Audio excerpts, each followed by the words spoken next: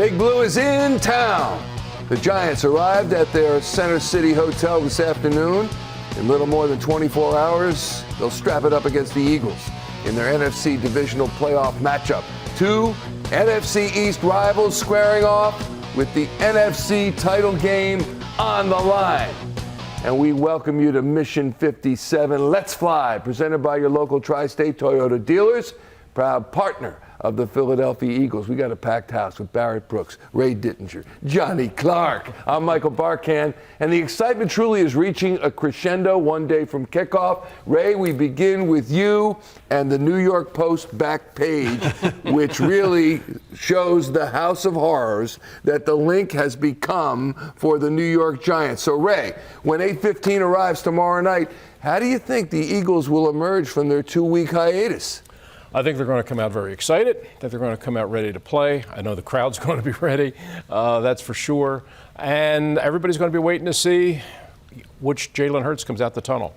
You know, is it the guy that we saw through the first half of the season when he was, in my view, the most valuable player of the NFL? Or is it the guy who's going to play under wraps the way he played the final game of the regular season?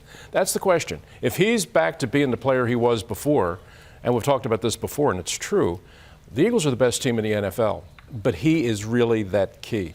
I mean, he and certainly Lane Johnson. If they're back to playing the kind of the way we associate them playing, then the Eagles are the better team, and they're favored by 7.5 for that reason. But we have to see it first. Barrett, from a former player's perspective now, 2 weeks idle, going into this game, what's the collective mindset of a team in this situation?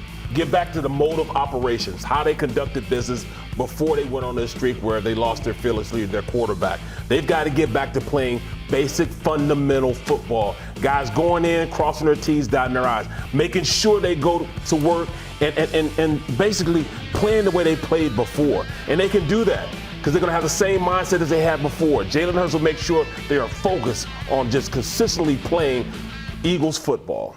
John, our friend Dan Orlovsky, the former NFL quarterback, got his television start right here with us at NBC Sports Philadelphia. You spoke with him on your latest Takeoff with John Clark podcast, and a main point is the pressure that Jalen Hurts is under. He struggled last year in the playoffs. You might say he struggled a little bit in the last regular season game in his return from the shoulder. What are you thinking about what happens with Hurts here, as Ray was discussing? Well, yeah, and I don't think this is going to happen, but yeah, if Jalen Hurts were to lose again in the playoffs in this home divisional game to the Giants, that would be a very bad loss, and then you'd be 0-2 with the bad playoff game last year. But you saw how much he improved in the regular season this year to be an MVP. So if he were able to beat the Giants and lead them to the NFC title game and possibly lead them to the Super Bowl at the age of 23, 24 years of age, he possibly could get a huge contract after this season, and then he gets up into that stratosphere of quarterbacks who got it done not only in the regular season and MVP campaign, but also in the playoffs.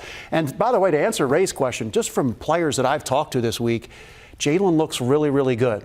And he's going to be able to do everything out there.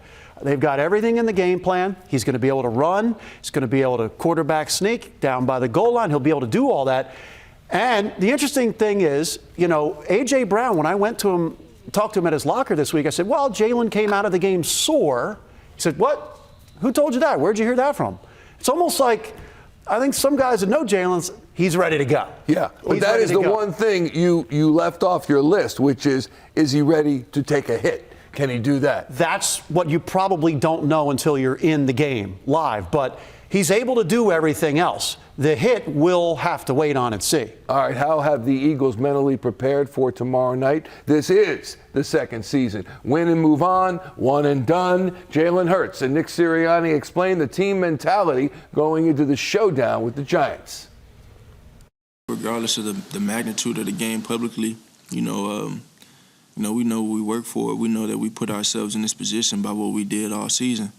The consistency we had all season, the focus we had all season, the preparation and the work we put in all season and before the season started in the off season. So, I don't think anything changes in terms of the process.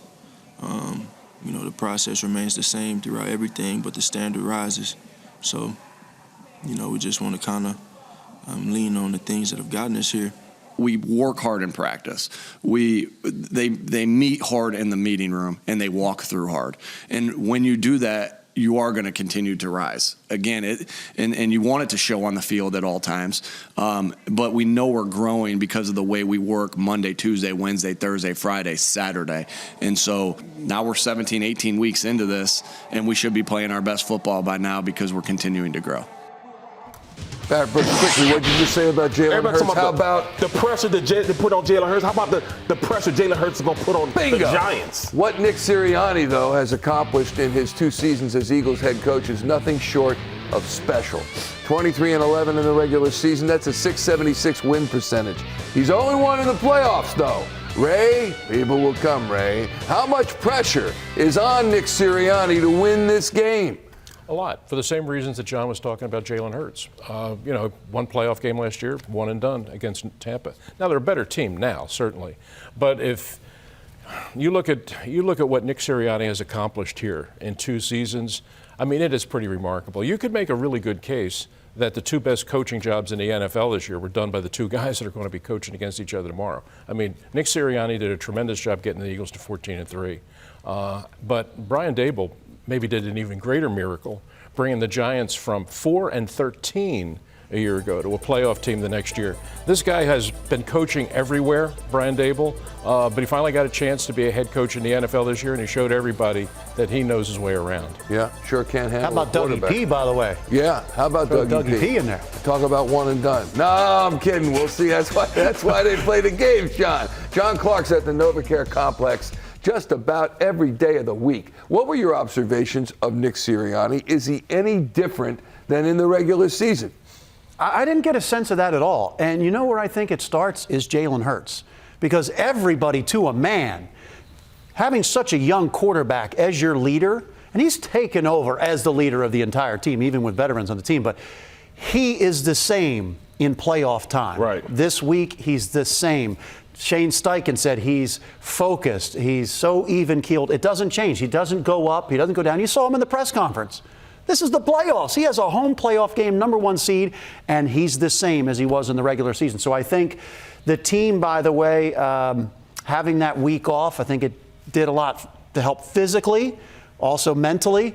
And I think they're really ready to go. I think they are good to go, and Nick Sirianni hasn't changed anything up. So I don't think there's any different level of like, oh my goodness, this is for real now. It's the same. Barrett, you just heard John mention Shane Steichen. What would your advice be to the offensive coordinator for how to attack this Giants defense? Well, keep doing what they've been doing. You know, we have a quarterback that's more than just a dual threat.